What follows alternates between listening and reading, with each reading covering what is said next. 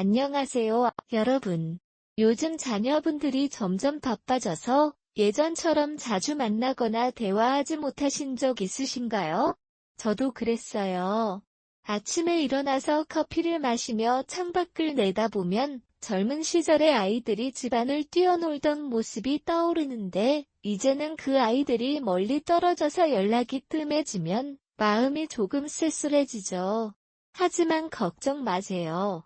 오늘 이 비디오에서 자녀와 다시 가까워지기 위한 간단한 대화법을 함께 알아보기로 해요. 나이 들면서 가족과의 연결이 더 중요해지잖아요. 자녀들이 어른이 되면서 자신의 삶에 바쁘긴 하지만 조금만 노력하면 그 따뜻한 유대감을 다시 회복할 수 있어요. 제가 여러 해 동안 가족 상담을 하며 배운 팁들을 공유할게요. 이 방법들은 간단하고 실천하기 쉽고 여러분의 일상에서 바로 적용할 수 있답니다. 자, 이제 첫 번째 대화법부터 시작해 볼까요? 먼저, 자녀와 대화할 때 가장 중요한 건 잘 듣는 거예요. 요즘 세상은 모두가 바빠서 대화가 되지 않고 서로의 말을 끊어버리는 일이 자주 일어나죠. 하지만 여러분, 자녀분들이 무언가를 말할 때 진심으로 귀 기울여 들어주는 것만으로도 큰 차이가 날 수 있어요. 예를 들어, 제가 아는 한 어르신분이 그러셨어요. 그분은 자녀가 결혼해서 멀리 이사간 후 매번 전화할 때마다 자녀의 이야기를 듣지 않고 자기 이야기를 먼저 하셨어요. 요즘 어떻게 지내니? 라고 물어보지만 대답을 듣기도 전에 나는 요즘 허리가 아파서 라고 말씀하시면서요. 그러다 보니 자녀가 점점 피곤해져서 연락이 줄었대요. 하지만 그 어르신이 대화법을 바꿔보기로 했어요. 다음에 전화가 오면 자녀의 말을 가만히 듣고, 그렇구나, 회사에서 스트레스 받는 일이 많았어? 그럴 때 정말 힘들겠다. 라고 공감해주기 시작하셨어요.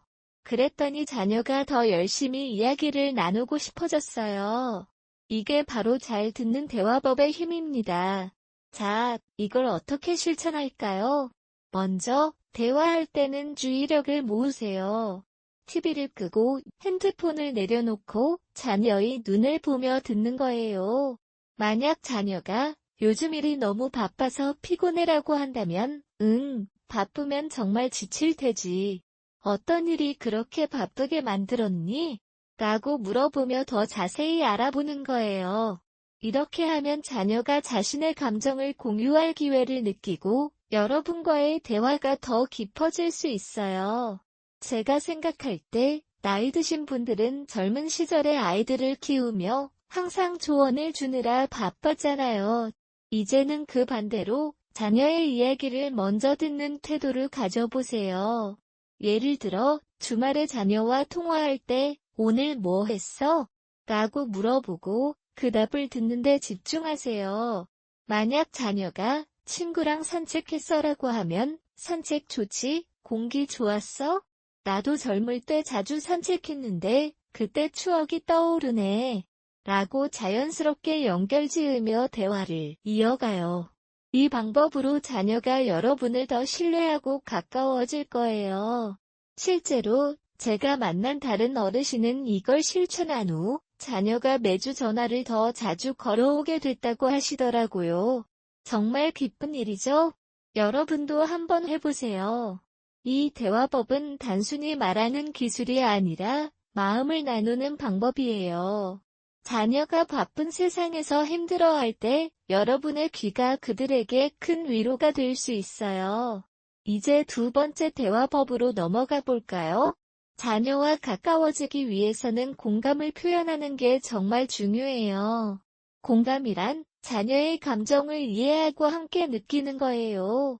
나이 들면서 우리도 여러 어려움을 겪었지만 자녀들은 또 다른 세상의 문제를 안고 있어요.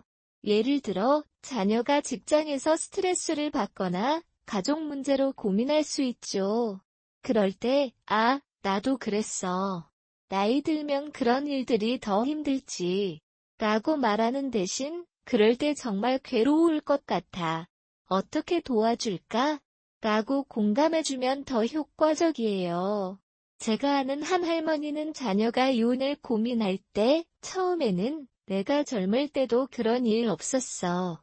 그냥 참고 살아라고 말씀하셨다가 나중에 공감의 힘을 깨닫고 바꾸셨어요. 너무 힘들겠다. 그 마음 이해해. 나도 젊을 때 비슷한 고생을 했어. 라고 하니 자녀가 눈물을 흘리며 더 털어놓았대요. 그 후로 그들 사이가 훨씬 가까워졌어요. 공감을 표현하는 구체적인 방법은 간단해요. 먼저 자녀의 말을 듣고 나서 그 감정을 반영해서 말하세요. 만약 자녀가 요즘 경제가 안 좋아서 걱정되라고 한다면 그럴 만하겠다. 나도 젊을 때 물가가 오를 때마다 불안했어. 너의 그 마음 정말 공감돼. 라고 답하세요. 이렇게 하면 자녀가 엄마, 아빠가 나를 이해해주네라고 느껴요. 또 몸짓이나 표정으로도 공감을 보여줄 수 있어요. 미소를 지으며 고개를 끄덕이거나 손을 잡아주며 힘내, 함께 이겨낼 수 있을 거야 라고 말하는 거예요. 여러분, 이 세상이 변해도 사람의 마음은 변하지 않아요. 자녀가 여러분의 공감을 느끼면 그들은 더 자주 연락하고 싶어질 거예요. 예를 들어, 제가 지난번에 만난 어르신은 자녀와의 대화에서 이걸 사용한 후 크리스마스에 함께 시간을 보낼 수 있게 됐다고 하시더라고요. 정말 멋진 변화죠? 공감을 실천하다 보면 자녀가 여러분의 조언을 더 받아들이고 서로의 관계가 깊어질 거예요. 나이 드신 분들은 경험으로부터 배운 지혜가 많으니까 그걸 공감의 도구로 활용하세요. 나는 내 나이 때도 비슷한 일을 겪어서 하지만 내가 어떻게 느끼는지 알겠어. 라고 말하면 자녀가 안심하고 대화할 수 있어요. 이제 세 번째 대화법으로 넘어가 보죠. 자녀와 가까워지기 위해 여러분의 개인적인 이야기를 공유하는 거예요. 나이 드신 분들은 젊은 시절의 추억이 많잖아요. 그 이야기를 적절히 나누면 자녀가 여러분을 더 이해하고 공감할 기회가 생겨요. 예를 들어, 자녀가 직장 생활로 힘들어할 때, 나도 젊을 때 회사에서 야근을 하며 고생했어. 그때는 정말 피곤했지만 그 경험 덕분에 지금 이렇게 지혜롭게 살고 있어. 라고 말씀하세요. 이게 자녀에게는 아빠, 엄마, 또 나처럼 어려움을 겪었구나라는 생각을 불러일으켜요. 제가 아는 또 다른 어르신은 자녀가 아이 키우는 걸 힘들어할 때 나는 내가 태어날 때를 생각해. 그때도 밤낮 없이 애를 써서 키웠어. 정말 보람 있었지. 라고 공유하셨어요. 그랬더니 자녀가 고마워. 그 이야기를 들으니 내가 잘할 수 있을 것 같아 라고 말했대요. 이 대화법을 실천하려면 먼저 자녀의 상황과 연결되는 자신의 이야기를 골라보세요. 매번 대화할 때마다 하나씩 꺼내는 거예요. 만약 자녀가 건강 문제로 고민한다면 나도 그 나이 때 허리가 아팠어. 하지만 매일 산책을 하며 극복했지.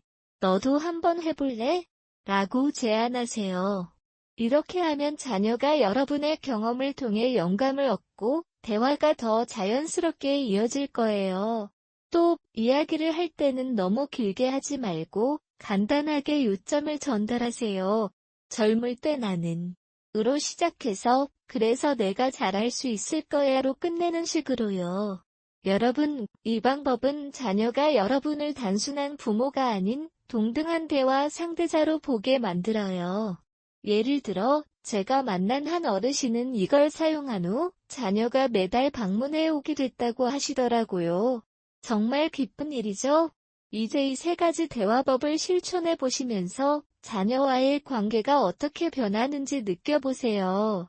그럼 다음으로 이제 세 번째 대화법을 마무지으며 자녀와의 관계를 더 깊게 이어가기 위해 네 번째 대화법으로 넘어가 보죠. 여러분, 나이 들면서 우리는 가족의 소중함을 더 뼈저리게 느끼죠. 자녀들이 바쁜 일상 속에서 멀어질 수 있지만 이 대화법들을 실천하다 보면 그 따뜻한 연결이 다시 살아날 거예요. 네 번째 대화법은 자녀의 관심사에 진심으로 관심을 보이는 거예요. 요즘 세상은 변화가 빠르잖아요. 자녀들은 새로운 기술, 취미 또는 사회 이슈에 빠져들 수 있어요. 그런데 어르신분들이 그걸 무시하거나 이해하지 못하면 대화가 소원해질 수 있죠. 하지만 여러분, 조금만 노력해서 자녀의 세계에 들어가 보세요. 그럴 때 자녀가 여러분을 더 가까운 사람으로 느끼게 될 거예요. 제가 아는 한 어르신분이 이걸 실천한 예를 들어볼게요. 그분은 자녀가 컴퓨터 게임과 관련된 일을 하며 바쁘게 지내는데 처음에는 그런 건 시간 낭비야. 나 때는 책 읽고 운동하던 때가 좋았어. 라고 말씀하시곤 했어요. 그러다 보니 자녀가 대화를 피하기 시작했대요. 하지만 그 어르신이 대화법을 바꿔보기로 했어요. 자녀가 게임에 대해 이야기할 때 그 게임이 재미있어 보이네. 어떻게 하는 거지? 나도 한번 배워볼까? 라고 물어보며 관심을 보이기 시작하셨어요. 그랬더니 자녀가 기뻐하며 더 자세히 설명해주고 심지어 함께 온라인으로 간단한 게임을 해보자고 제안까지 했대요. 이처럼 자녀의 관심사를 존중하고 함께 탐구하는 건 대화를 넘어 서로의 세계를 공유하는 방법이에요. 이걸 어떻게 실천할까요? 먼저 자녀와 통화하거나 만날 때 그들의 최근 관심사를 물어보세요. 예를 들어, 요즘 뭐 재미있는 일 없니? 소셜미디어나 새로운 앱을 사용하고 있니? 라고 시작하세요. 자녀가 요즘 넷플릭스에서 드라마를 보고 있어라고 답하면 그 드라마가 어떤 내용이야? 나도 젊을 때 드라마 보는 걸 좋아했어. 주인공이 어떤 사람인지 알려줄래? 라고 물어보며 대화를 이어가요. 이렇게 하면 자녀가 여러분을 판단하는 존재가 아닌 함께 즐길 수 있는 동반자로 보게 돼요. 제가 생각할 때 나이 드신 분들은 젊은 시절의 경험을 바탕으로 자녀의 이야기를 연결지을 수 있어요. 만약 자녀가 환경보호에 관심이 있다면 나도 젊을 때 나무를 심는 봉사를 했어. 그때는 공기가 훨씬 좋았지. 내가 하는 일도 정말 대단해 보이네. 라고 말씀하세요. 이 방법으로 자녀가 여러분의 조언을 더 적극적으로 받아들이고 대화가 자연스럽게 이어질 거예요. 실제로 제가 만난 다른 어르신은 이 대화법을 사용한 후 자녀가 매번 통화할 때마다 자신의 일상과 취미를 공유해 오게 됐다고 하시더라고요. 엄마, 요즘 이 책 읽고 있어. 같이 이야기 나눌까? 라는 식으로요. 정말 기쁜 변화죠? 여러분도 한번 시도해 보세요. 자녀의 세계에 관심을 보이는 건 그들이 여러분을 소중히 여기는 이유가 될 수 있어요. 이 세상이 빠르게 변하더라도 진심 어린 관심은 영원한 연결고리가 돼줄 거예요. 예를 들어 자녀가 운동이나 요가에 빠져 있다면 그 운동이 건강에 좋을 것 같아. 나도 젊을 때 산책을 하며 스트레스를 풀곤 했어. 어떻게 하는지 알려줄 수 있니? 라고 물어보세요. 이렇게 하면 자녀가 여러분과 함께 새로운 활동을 제안할 수도 있어요. 이 대화법은 단순한 말 X창의가 아니라 서로의 삶을 풍요롭게 만드는 열쇠예요.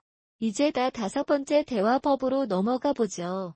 자녀와 가까워지기 위해서는 정기적인 연락 습관을 만드는 게 정말 중요해요. 나이 들면서 우리는 하루하루가 소중하다는 걸 알지만 자녀들은 바쁜 스케줄에 밀려 연락을 잊어버릴 수 있어요. 그래서 여러분이 먼저 나서서 일정한 루틴을 만드는 거예요. 매주 같은 날에 전화를 하거나 메시지를 보내는 식으로요. 이 방법은 대화를 강제하는 게 아니라 따뜻한 습관으로 자리 잡게 해요. 제가 아는 한 어르신분은 자녀가 해외에 살고 있어서 연락이 뜸했어요. 처음에는 불만을 표현하며 왜 연락 안 해? 라고 하셨지만 그게 오히려 거리를 만들었죠. 나중에 대화법을 바꿔서 매주 일요일 아침에 자녀에게 오늘은 어떤 하루를 보냈니? 라는 간단한 메시지를 보내기 시작하셨어요. 그러자 자녀가 그 메시지를 기다리며 답장을 해오고 점점 더 긴 대화로 이어졌대요.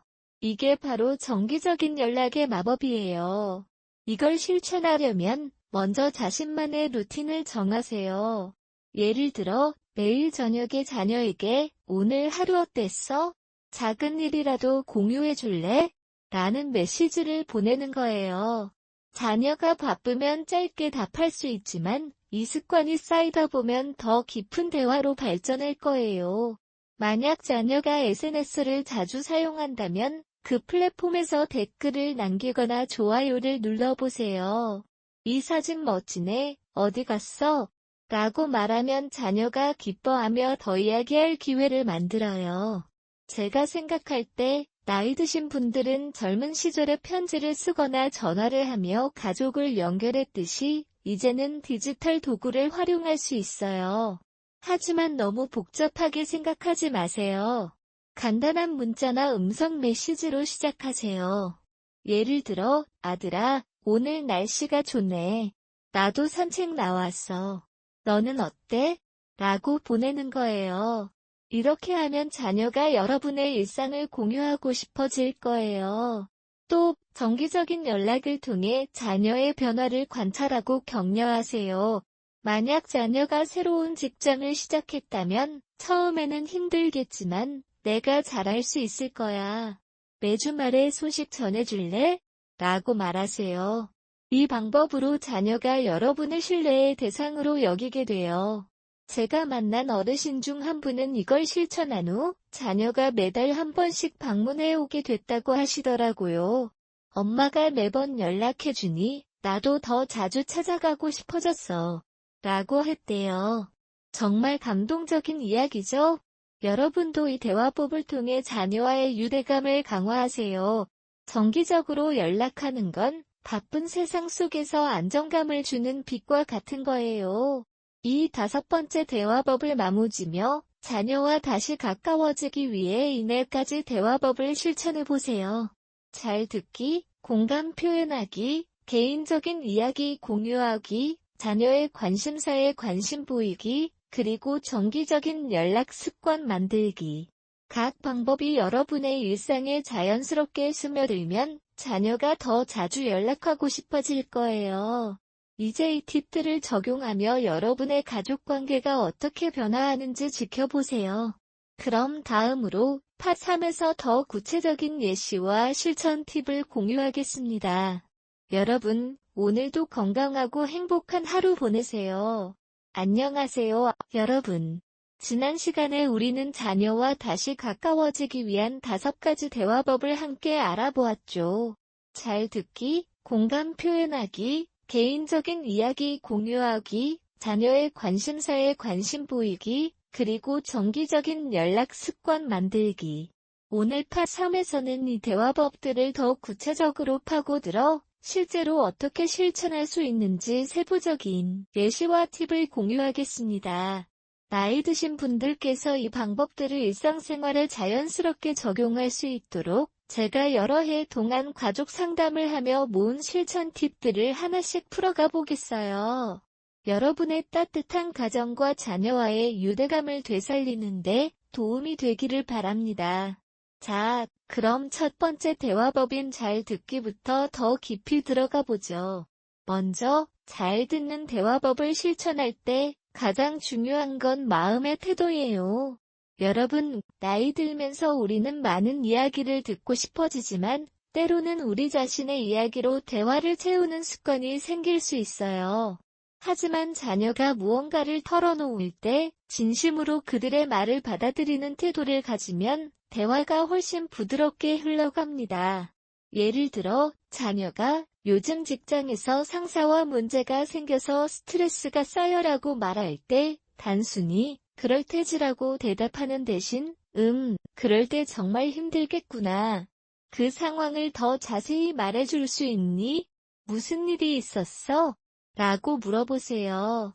이처럼 질문을 던지며 대화를 이어가면 자녀가 자신의 감정을 더 깊이 공유할 기회를 느끼게 돼요. 제가 아는 한 어르신분의 이야기를 해볼게요. 그분은 70대 후반으로 자녀가 결혼해서 다른 도시로 이사간 후 연락이 뜸해졌어요. 처음에는 자녀의 전화를 받을 때마다 나는 요즘 약을 먹고 있어라고 먼저 말씀하시곤 했는데 그게 오히려 자녀를 피곤하게 만들었대요. 그러다 제가 제안한 대로 대화법을 바꿔보기로 했어요. 다음 통화에서 자녀가 회사에서 프로젝트가 힘들어라고 하자 그 어르신은 TV를 끄고 핸드폰을 내려놓은 후 그렇구나. 프로젝트가 어떤 거니? 어떤 부분이 힘든지 알려줄래? 라고 물으셨어요. 자녀가 자세히 설명하자 그 어르신은 와, 그럴 때는 정말 압박감이 클 테지. 내가 그걸 해내는 모습이 대단해 보이네라고 공감하며 응원해 주셨어요.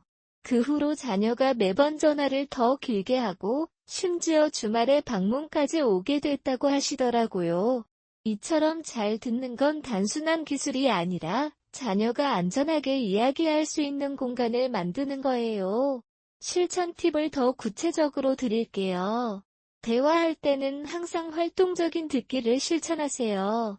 이는 자녀의 말을 듣고 나서 그 내용을 반영한 질문을 던지는 거예요. 예를 들어, 자녀가 요즘 날씨가 더워서 피곤해라고 한다면, 날씨가 더우면 정말 지치기 쉽지. 너는 그럴 때 어떻게 대처하고 있니? 차가운 물이라도 마시니? 라고 물어보세요. 이렇게 하면 자녀가 자신의 일상을 더 나누고 싶어질 거예요. 또, 만약 대면으로 만나지 못하고 전화로 이야기할 때는 지금 내 목소리를 들으니 기쁘네. 천천히 이야기해도 되라고 말하며 시간을 주세요. 나이 드신 분들은 젊은 시절에 아이들을 키우며 바쁘게 지냈으니 이제는 이 반대로 실천해보는 건 어떠세요? 매일 아침 자녀에게 오늘은 무슨 계획이니? 라고 메시지를 보내고 그 답변을 잘 듣는데 집중하세요. 이 습관이 쌓이면 자녀가 자연스럽게 여러분을 신뢰하는 파트너로 여기게 될 거예요. 제가 만난 또 다른 어르신은 이 방법을 써서 자녀와의 통화 시간이 10분에서 30분으로 늘었다고 하시더라고요.